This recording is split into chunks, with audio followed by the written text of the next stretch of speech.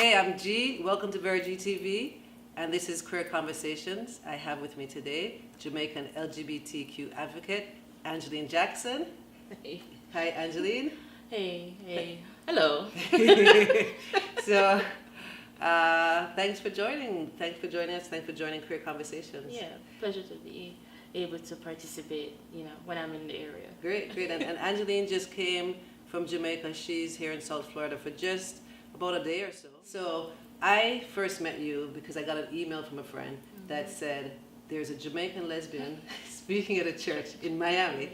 And I was like, hold on, Jamaican lesbian speaking at a church? And that's when I got the chance to meet you, and I got the chance to hear your story. But for people who don't know that story, share with us what led you to become an LGBTQ advocate for Jamaica. All right, so I'll do a very short version of a very long story.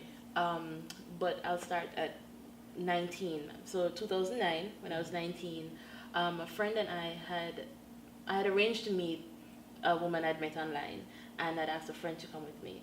Both of us went to meet this woman, and it turned out to be a trap, pretty much. My friend and I were robbed at gunpoint, and then we were raped. Out of that experience, when I got home, I thought, there are two things I can do. I can be quiet, as so many women who've experienced sexual violence do, or I can go to the police. My friend had already decided she was not going to the police. And I decided, there's no other way I know how to take my voice back and take back what has been now taken. And so I decided to go to the police. I called the police station. I asked, what do I need to do? If I've been raped. And they said, well, you have to come to the station. One of the officers had said to me that I should leave this lifestyle and go back to church.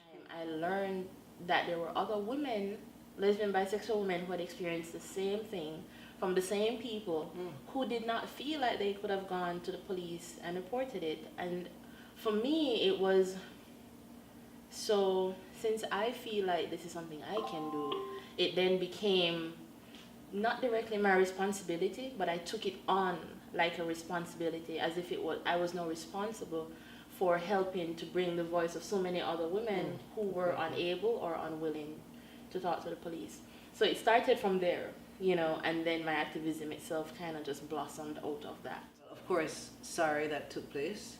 Horrific for you and anybody who goes through that. Yeah. But what you did with it is incredible. Yeah. Right? You took something that was very negative and turned it into something to help a lot of people. So that's incredible. When I saw you speak back a couple years ago, I didn't expect for you to share with something people, usually women don't want to share that at all. Yeah. So you're sharing it, and you're sharing it in a way to really help a lot of people. Yeah. And then Barack Obama. I know you hear that all the time, but Barack Obama came to Jamaica. Yeah. When was that? When did he come? That was, was that last year? Maybe, was it? Yeah, because it's the end of 2016. So 2015, perhaps he was there? I believe so. Angeline Jackson is here today. Is Angeline? Where is Angeline? There she is, right there. So, several years ago, when Angeline was 19, she and a friend were kidnapped, held at gunpoint, sexually assaulted. And as a woman and as a lesbian, justice and society were not always on her side.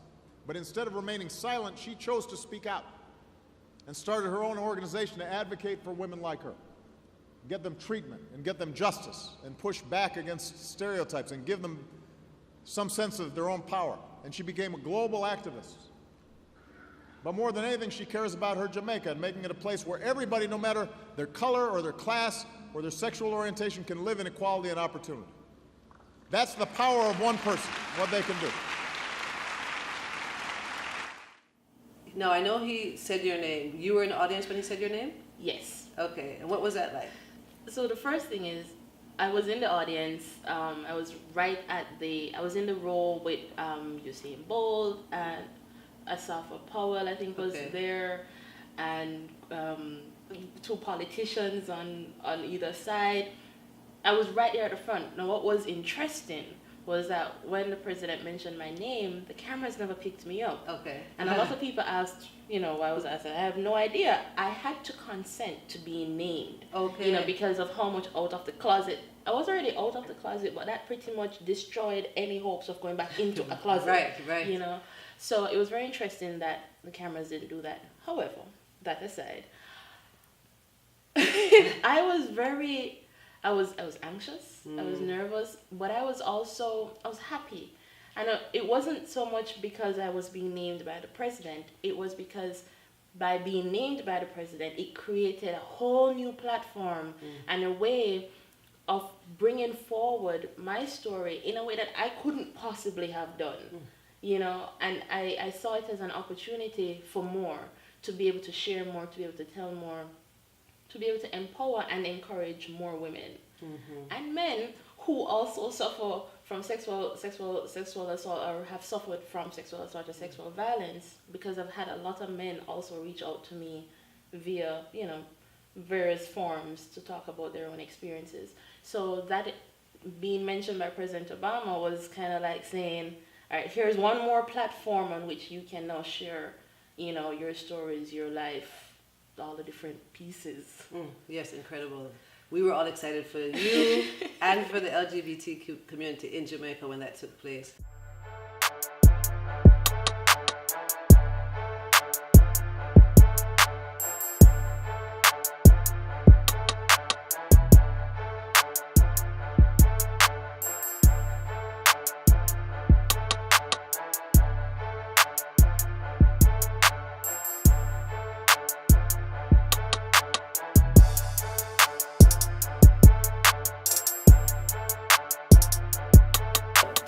What took place, or what led you to become an LGBTQ advocate? I hate that, sorry. I should have done that. Can I just try that again?